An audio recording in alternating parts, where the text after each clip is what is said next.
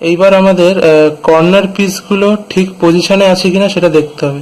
এখানে আমি দেখতে পাচ্ছি এই যে কর্নার পিসটা, এখানে ইয়েলো, গ্রিন আর রেড আছে।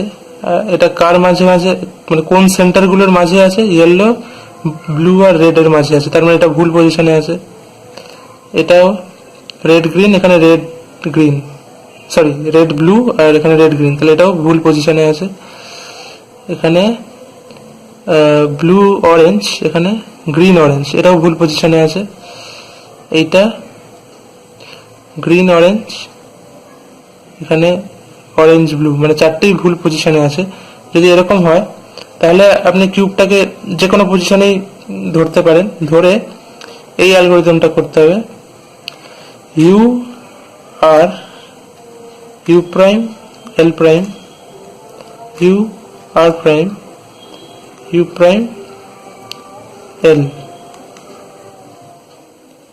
এবার এটা করার পর দেখা যাক আমার এজগুলো দেখুন ঠিকই আছে, ম্যাচটি আছে।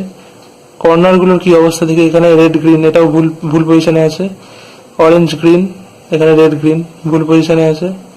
রেড ব্লু, গ্রিন অরেঞ্জ ভুল পজিশনে আছে। আর এইটা দেখুন অরেঞ্জ ব্লু আর অরেঞ্জ ব্লু এর মাঝেই আছে, এটা এই কর্নারটা ঠিক পজিশনে আছে। যে আপনি একটা কর্নার পাবেন যেটা ঠিক পজিশনে আছে, সেইটাকে আপনার রাইটে রাখবেন, ঠিক আছে?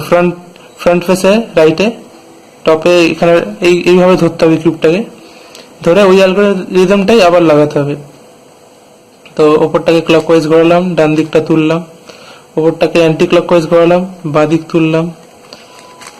ওপরটাকে ক্লকওয়াইজ ঘোরালাম, ডান দিক নামালাম। ওপরটাকে অ্যান্টি ক্লকওয়াইজ ঘোরালাম, বাঁ দিক নামালাম।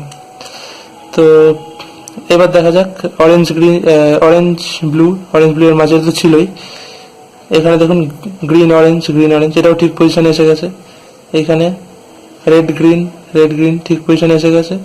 এইখানে ব্লু রেড এর মাঝে চলে এসেছে। মানে আমার চারটে কর্নারই এখন ঠিক পজিশনে আছে। আমাকে জাস্ট এবার কি করতে হবে, এই কর্নারের ইয়েলো রঙগুলোকে উপরে আনতে হবে।